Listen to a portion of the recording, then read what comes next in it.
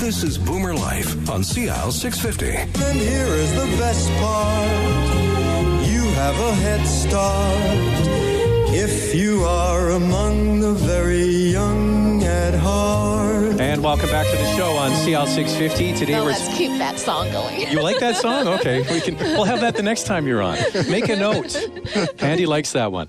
Vice President of Marketing and Corporate Relations at Element Lifestyle Retirement, and our special guest today is Dr. John Gilbert, Independent Director at Element Lifestyle, and we hope to have you back. So it'd be great to have you. Candy's of course going to be back. Now we want to talk a little bit about Opal by Element. Now I referenced it a little while ago that it's in my neighborhood, King Edward and Cambie, and there's the Canada line there. If people want to jump, if they're still able to use transit, or you can have somebody in the facility take you somewhere, and it's a wonderful location. So kind of paint us a picture of what this is going to look like. It's pretty much a city block that you've got there, and you're going to have, as you mentioned earlier, some rental units, units for sale. You're going to have care provided at different levels depending on what you need. But there's a lot of other stuff that's there, and people get excited when they hear about maybe the facility for the grandkids to come over. So you have a sort of a noisy room, right? Yep. Explain how that works. So everything that we do is about choice and flexibility, honoring everybody's unique personalities, and also about building memories and having dynamic experiences and explorations. So every aspect of programming has that in mind.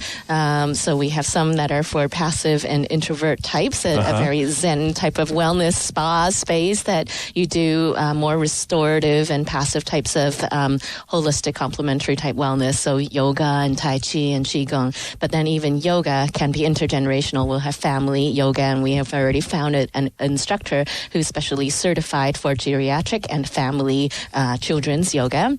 And that same person with her child educating certification would be able to run our intergenerational program that brings together elders and their grandkids, or if they do not have grandkids but love the energy and purity of children, they can, in a structured and facilitated kind of program, be able to tell their life stories and what they have learned through life experience, not so much maybe what they did for work or career, but character growth. What they learned, yeah.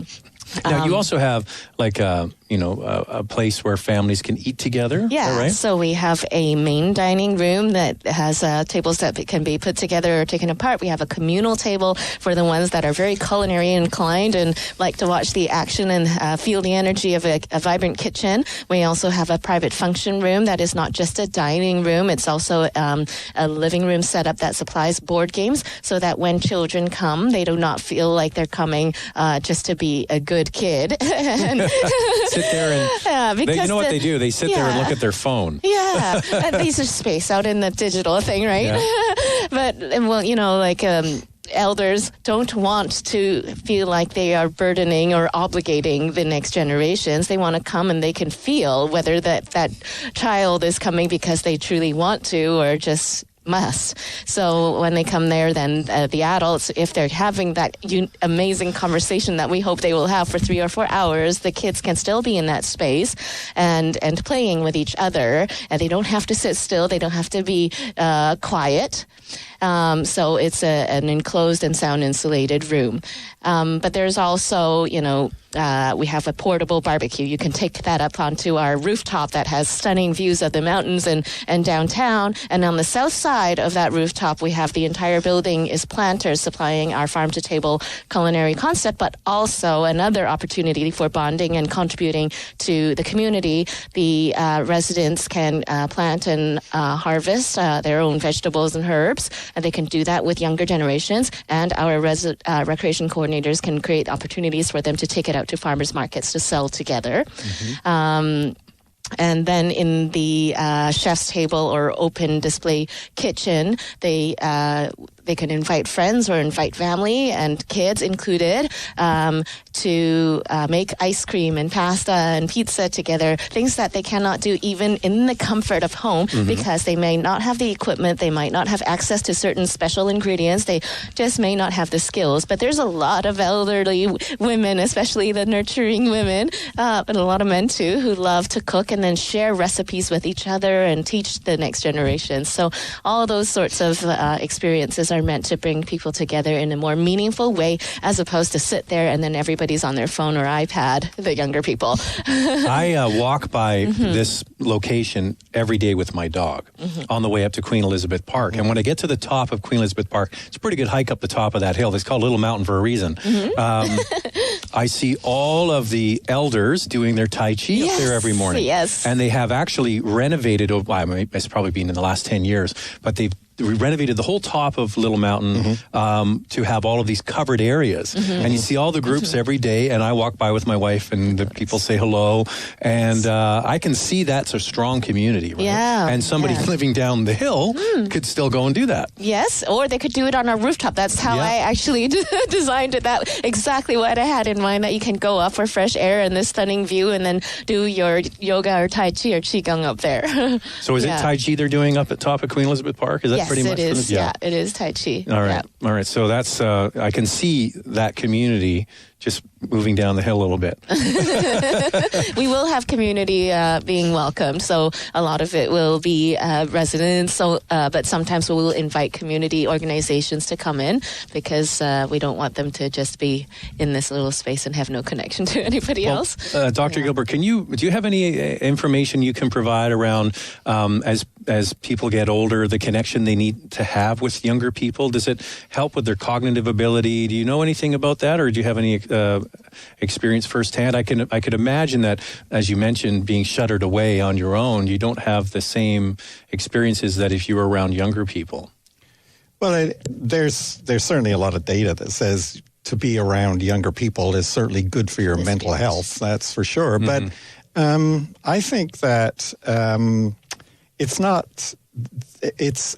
that's not the issue for growing old. I think what Opal's trying to do is to say this is not about getting unhealthy as you get older. It's about keeping everything healthy. Right. Which means that even if you don't have an extended family, you're mentally there, you're physically there because of the activities which are provided by this particular facility.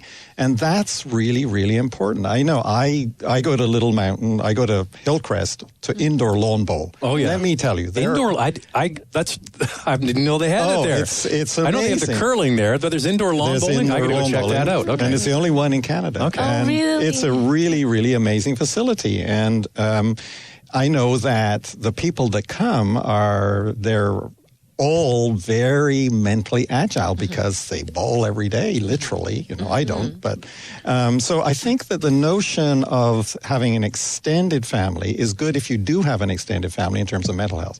But the notion that's inherent in Opal is, even if you don't, we're going to give you those things which we know from evidence says keeps your brain active, keeps you active, and keeps you healthy as long as we can keep you healthy.